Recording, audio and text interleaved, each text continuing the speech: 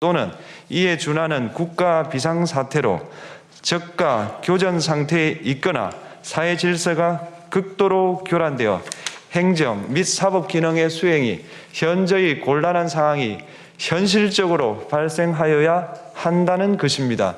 피청구인은 야당이 다수 의석을 차지한 국회의 이례적인 탄핵소추 추진, 일방적인 입법권 행사 및 예산 삭감 시도 등의 전횡으로 인하여 위와 같은 중대한 위기사항이 발생하였다고 주장합니다.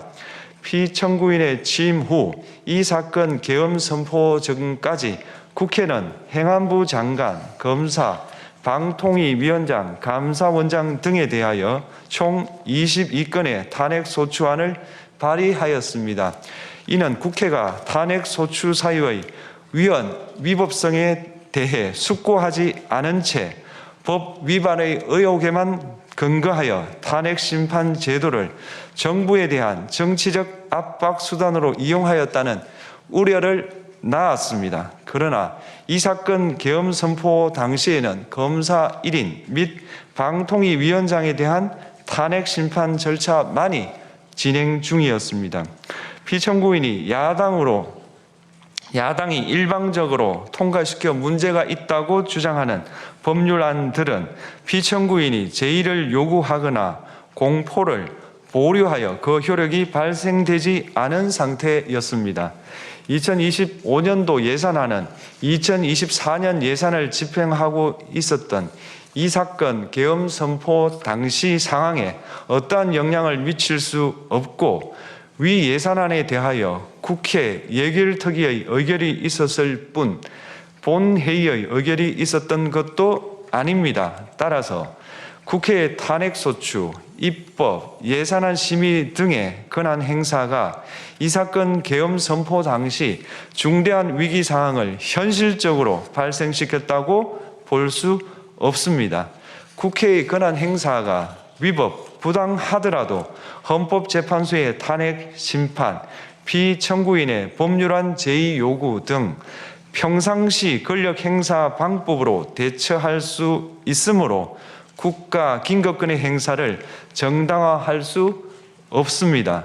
피청구인은 부정선거 의혹을 해소하기 위하여 이 사건 계엄을 선포하였다고도 주장합니다.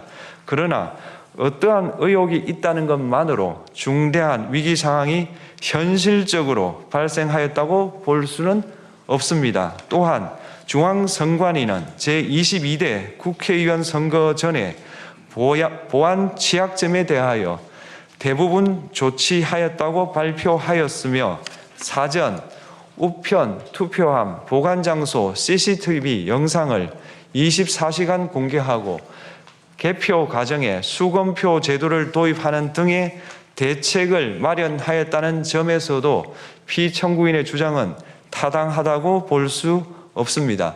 결국 피청구인이 주장하는 사정을 모두 고려하더라도 피청구인의 판단을 객관적으로 정당화할 수 있을 정도의 위기 상황이 이 사건 계엄 선포 당시 존재하였다고 볼 수 없습니다. 헌법과 계엄법은 비상계엄 선포의 실체적 요건으로 병력으로서 군사상의 필요에 응하거나 공공의 안녕 질서를 유지할 필요와 목적이 있을 것을 요구하고 있습니다. 그런데 피청구인이 주장하는 국회의 권한 행사로 인한 국정마비 상태나 부정선거 의혹은 정치적, 제도적, 사법적 수단을 통하여 해결하여야 할 문제이지 병력을 동원하여 해결할 수 있는 것이 아닙니다.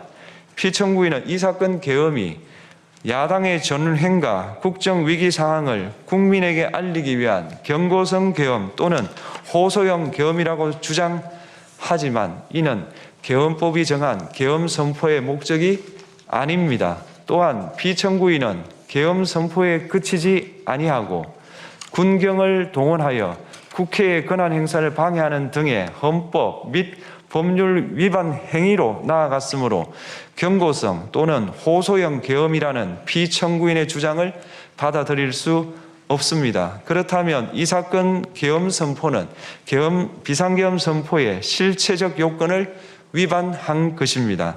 다음으로 이 사건 계엄 선포가 절차적 요건을 준수하였는지에 관하여 보겠습니다. 계엄 선포 및 계엄사령관 임명은 국무회의의 심의를 거쳐야 합니다. 피청구인이 이 사건 계엄을 선포하기 직전에 국무총리 및 9명의 국무위원에게 계엄 선포의 취지를 간략히 설명한 사실은 인정됩니다.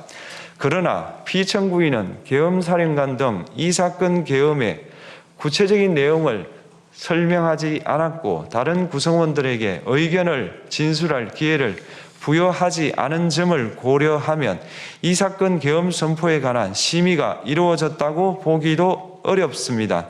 그 외에도 피청구인은 국무총리와 관계 국무위원이 비상계엄 선포문에 부서하지 않았음에도 이 사건 계엄을 선포하였고 그 시행 일시, 시행 지역 및 계엄사령관을 공고하지 않았으며 지체 없이 국회에 통고하지도 않았으므로 헌법 및 계엄법이 정한 비상계엄 선포의 절차적 요건을 위반하였습니다. 2. 국회에 대한 군경 투입에 관하여 보겠습니다. 피청구인은 국방부 장관에게 국회에 군대를 투입할 것을 지시하였습니다. 이에 군인들은 헬기 등을 이용하여 국회 경내로 진입하였고 일부는 유리창을 깨고 본관 내부로 들어가기도 하였습니다. 피청구인은 육군 특수전 사령관 등에게 의결 정족수가 채워지지 않은 것 같으니 문을 부수고 들어가서 안에 있는 인원들을 끄집어내라는 등의 지시를 하였습니다.